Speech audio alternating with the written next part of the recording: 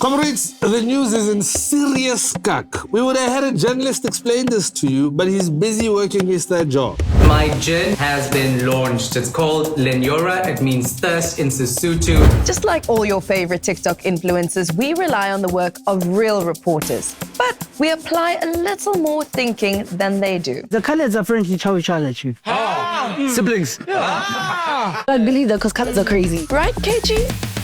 I'm not saying a damn thing. Today we're talking about something sacred, the news.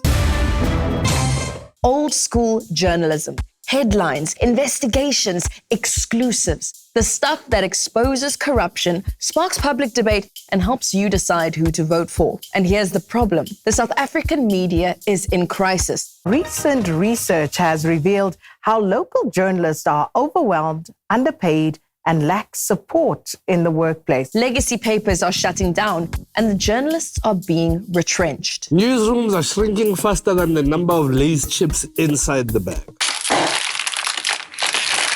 That's it. So what's at the heart of this meltdown? Big tech. And one company in particular. The company whose name is both a noun and a verb.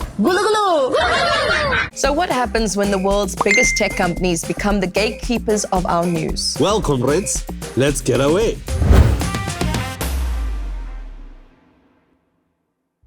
Long before News24, journalists were literally superheroes. Carte, Daily Planet. Superheroes weren't the only ones doubling as journalists. For over a century, real reporters were the watchdogs of society. In South Africa, papers like the Rand Daily Mail uncovered apartheid's darkest secrets. Journalists were sometimes treated like folk heroes, armed with nothing but notebooks and a deadline. Yeah, but that's when journalism was still journalism. But today's generation knows nothing about the news. Gather around, kids. It's time for a flashback. It's Sunday, 1999. After church, your parents stop at the shops for 7 colors lunch, yabon, beetroot, what. And then they pick up the Sunday papers. City Press, Sunday Sun, Sunday World, once great Sunday Times. And the report? Never report. It was during apartheid. But apartheid ended in 1994. Apartheid never died. It multiplied. Like most things, the news isn't perfect, but it's important. South Africa has a strong track record and a proud history of free and robust press. And it's even outperforming other countries. The best-ranked countries for press freedom, shown here in pale green, are in Northern Europe. One of the few bright spots is South Africa, which jumped from 38th to 27th place. Without journalists, we wouldn't have known about the extent of state capture. In June 2017, the Gupta leaks painted a picture of an intimate partnership between the Guptas, Duduzane Zuma, government ministers, and parastatal executives. There's also Nkandla. Back in November 2009, a reporter from a national newspaper came here, spotted the development, walked straight in through the front gate. And little could he have imagined the scale of the scandal he'd stumbled upon. And don't forget South Africa's very own Harry Houdini, Thabo. News website Ground Up are the ones who broke the story that Thabo had in fact escaped and that the fire was a cover-up. South Africa is a movie. Zoe, how are we supposed to trust the media with stories like this? The mystery surrounding South Africa's alleged record-breaking decuplets can now finally be put to rest. There were never 10 babies. Again, the media is not perfect, but we rely on them more than we think. 55% of South Africans say they do trust the news media. That's above the international average. Come on, son. Rule number 1, never trust anybody. That's right. KG, there's a reason for this. The world is becoming more and more unequal. Billionaires are getting richer, ordinary people are getting poorer, and politicians and the legacy mainstream media are increasingly out of touch with what they're going through. Am I so out of touch? No, it's the children who are wrong. Here's the irony. We've never consumed more news than we do today. Yeah, people say never trust the media. That time they are scrolling headlines on their phone at 3 a.m. like it's TikTok for trauma. Exactly. The demand for news hasn't disappeared. What's changed is how we get it. And that's where big tech enters the picture. The work of reporters, photographers, sub-editors, lawyers, and even IT guys went into sourcing, writing, and uploading these stories online, or printed in a newspaper. These use resources that have to be paid for. News24 is South Africa's most read news website, but even they are struggling. Advertisements were the bulk of our income.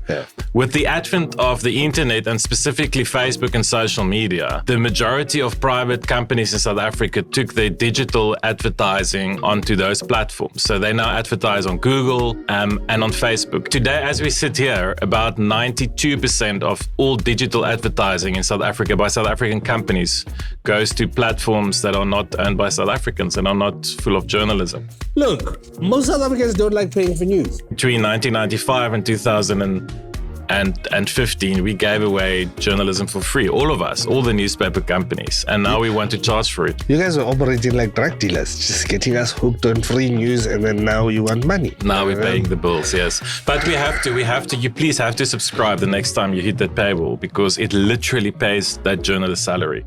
And if we get enough subscribers, that's how we will grow our newsrooms. That's how we will become sustainable. That's how we will become less dependent on the fickle world of digital advertising. In fact, only 8% of you say you actually have a subscription to a news website. The rest, they get their news on Facebook, TikTok, the website formerly known as Twitter, or just ignore news entirely. The SABC and YouTube are now tied as the most popular news sources, with 33% and 31% of audience, respectively. 15% of young South Africans are using AI chatbots to summarize the news, which means ChatGPT might be more trusted than ENCA. Sorry, Dan. Settle down, brother. But what is the price for access to good journalism? Tasanda Nkandla is the chair of media diversity at the University of the Western Cape and says a free press is worth more than we think. We've seen how it affects elections. We've seen how it affects health. It affects just all of our lives. So if we don't find ways to make journalism sustainable, we really risk the texture of our democracy. So, with Google and Meta taking the bulk of online ad revenue away from publishers, in October 2023, the Competition Commission launched an investigation into Google's dominance in the news space. The Commission's report found Google diverts traffic away from local publishers, favors international content over South African news, and costs local newsrooms up to 500 million rand in lost value. Google pushed back and said it only made 19 million rand off news searches and gave 350 million in referral value. Referral value? It's like getting paid with exposure, KG. Sack. And there's another issue. AI now lets you read a news summary without even clicking the site. That means the publishers don't even get to display an ad next to their own content. Journalists do the work, news companies have to pay their salaries, and big tech, AI companies, Google, and social media giants keep the ad revenue. Are you kidding me? Look, we are raking in the money. So this means fewer investigations, weaker accountability, and more room for disinformation to spread. Wait, Zoe, did you see that video where Trump is kissing Vladimir Putin? World peace.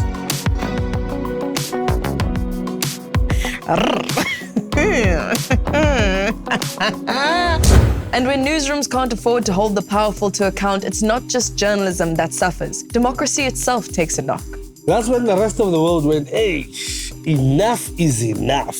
Exactly. South Africa isn't alone in this struggle. Australia fought back first. They passed a law forcing Google and Facebook to pay for news content. Our legislation will help ensure that the rules of the digital world mirror the rules of the physical world. Canada passed a similar law to stop newsroom closures. The federal government wants digital giants to pay Canadian media outlets for use of their news content since 2008. And Brazil? They gave Elon Musk a red card for refusing to block political disinformation, and they fined him $5 million. Also involving Elon Musk and his other company, X. That service has now been suspended in Brazil. But trying to regulate big tech is easier said than done. Meta says it will soon start blocking Canadians from news content on Facebook and Instagram. It's in response to Bill C-18, which was recently passed. It forces tech giants to pay media companies for the content they link to. And the recent Gen Z protest in Nepal shows what can happen when you take TikTok away. Successive Nepal governments have tried to get social media networks to register within Nepal. Most of the tech giants, either they've ignored the request or they've straight up refused, so the government moved ahead with the ban. The ban happened to coincide with widely youth-led movement on social media against corruption and against nepotism. So the youth felt that the social media ban was one more attempt by the government to suppress their voices, take away their free speech. So that was the immediate trigger for the protests. You have to at least try and not accept it as these like unassailable power in the world that you're not allowed to intervene, negotiate with, and make better societies. But what is our government saying? There's no official comment from the South African government, but Parliament's Communication Committee says Google and other big tech companies must be regulated, hoping the Competition Commission's findings will serve as a deterrent to everyone that the lack of direct regulation in the sector is not a license for unscrupulous business practices. Google, Facebook, especially, as well as other similar platforms, which monetize the traffic they get as a result of their search engine capability, the government needs to charge them a levy. They need to charge them a levy. It shows governments can and must stand up to big tech if they've got the spine for it. And maybe a bit of samba energy. Hey. But let's be honest, it's not all doom scrolling and evil billionaires. Big tech has actually made parts of our lives way easier. True. And that's where we need balance, recognizing the good without ignoring the damage. Look, I don't have to shout anymore. When I forgot the toilet paper, I can just send the kids a WhatsApp. But that doesn't mean we shouldn't be calling out big tech when they aren't acting in the public interest. And as we've said, a free and vibrant press is in the public interest. I feel there's a bad coming. And you'd be right, because Google says it has its own side of the story. They're saying only 1% of searches are even news-related. They don't profit from clicks, and they're busy giving 114 million rand to a digital news transformation fund. A transformation fund? What's next? A sorry for stealing your lunch fund? And their advice to newsrooms, make better websites. I remember when iAfrica.com was cutting edge and loading one picture took you an entire lunch break. These kids don't know. The Competition Commission's final report is set to drop soon after the recording of this video. Until then, the question remains, who should pay for news? Big tech, the state, or you? I think it would be great if the government, in many countries in Scandinavia, for example, a lot of tax money goes to media houses because they fundamentally believe independent media supports democracy. I can't see our government pumping millions into independent media houses. They would say, well, we're already funding the SABC, so we're doing enough for journalism. The money that should be going to media goes to big tech, and media is still producing the product. As part of that ecosystem, big tech needs to get involved. Maybe supporting independent media is more than a nice idea. Maybe it's your civic duty. Democracy runs on the truth, not hashtags, and sometimes you gotta pay for that. Tell them to bring me my money. Yeah! Comrades, that's it for the week. Don't forget to like, share, and subscribe, or else I might have to get that fourth job. Comrades, my wine has been launched. It's called Dors, that's thirst in Afrikaans. Until next time, stay away. Yeah, people say never trust them. Big tech has everything to represent it. South Africa has a strong track record.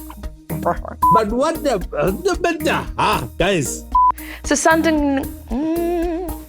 since 2009, up to 70% of the